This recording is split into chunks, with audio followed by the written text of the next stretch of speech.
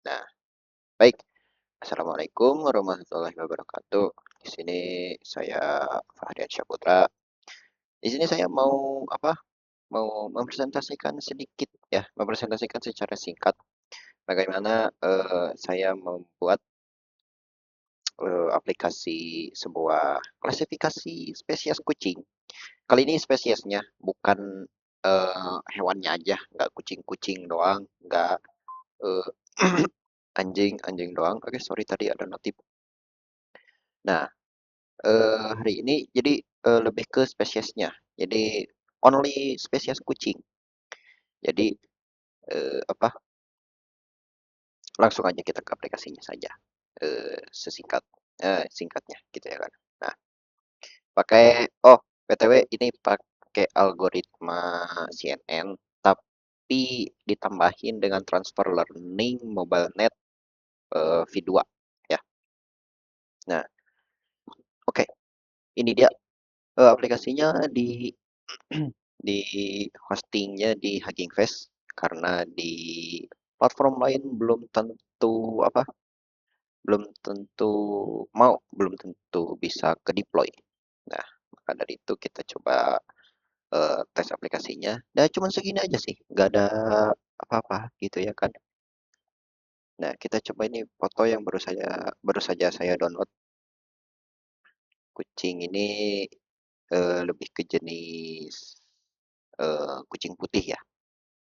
Nah, mungkin di sini akan sedikit lama ya karena dia harus ngeproses dulu. Oke, dia terdeteksi spesiesnya ragdoll ya. Di confidence-nya sebanyak 48%.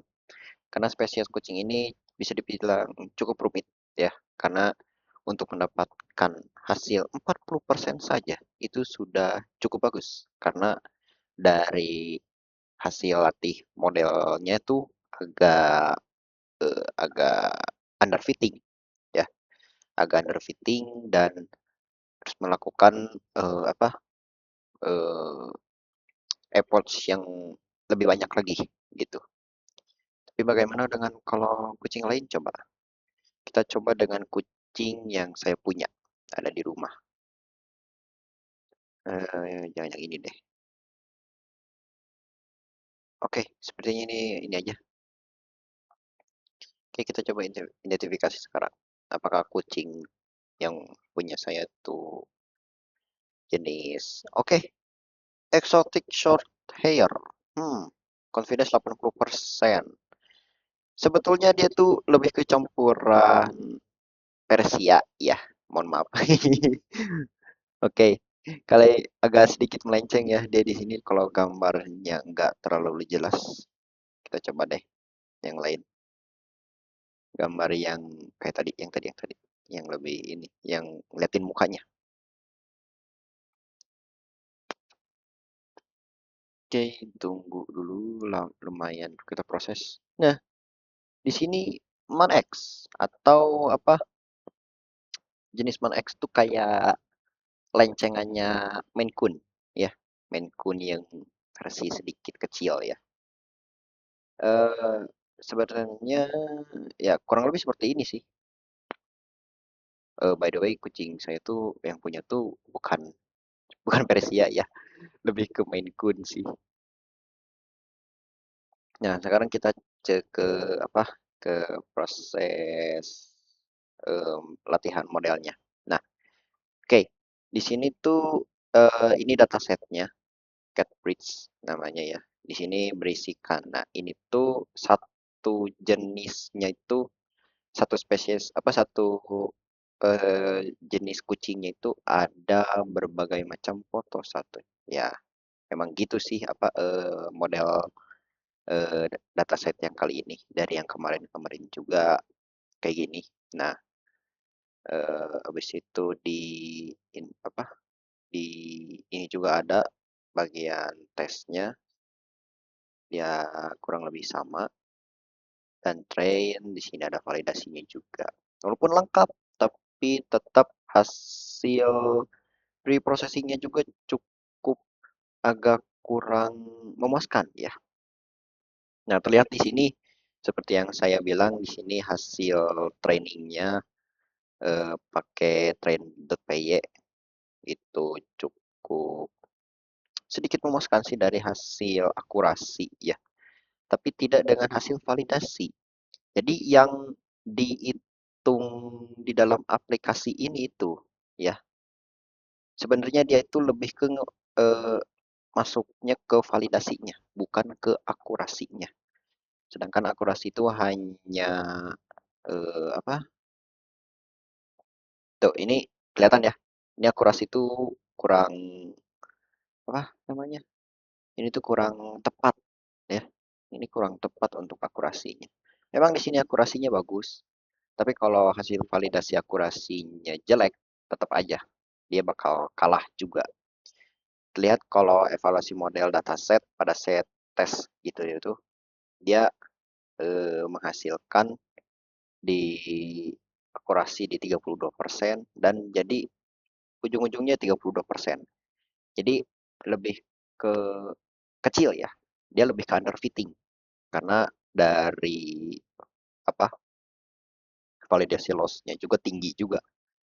Jadi yang bisa dibilang bagian fix-nya tuh ini, akurasi yang bagusnya tuh yang benernya tuh ini ketimbang yang ini. Itu hanya hanya ya ini cuman hiburan mungkin beda apa? Beda kasus mungkin. Nah, habis itu saya tuh pakai ngecoba dua model ya, bukan dua model, bikin dua model. Yang satu pakai apa dot H5, yang satu pakai dot Keras. Nah, ini yang disimpan itu model H5 yang dibilang yang apa yang bagusnya lah, yang bagusnya tuh ini. Sedangkan yang Keras jelek banget. Dia ada di sekitar kurang dari 32%. Dia ada di 20 persenan kurang lebih. Nah, ini yang model yang saya maksud.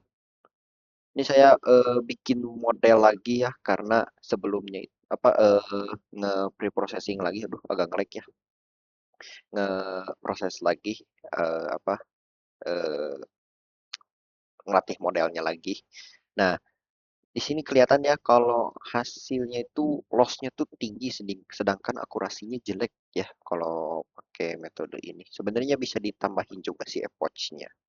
Cuman prosesnya kalau pakai Jupyter itu lebih lama lagi ketimbang yang pakai kode kayak gini, tron.py.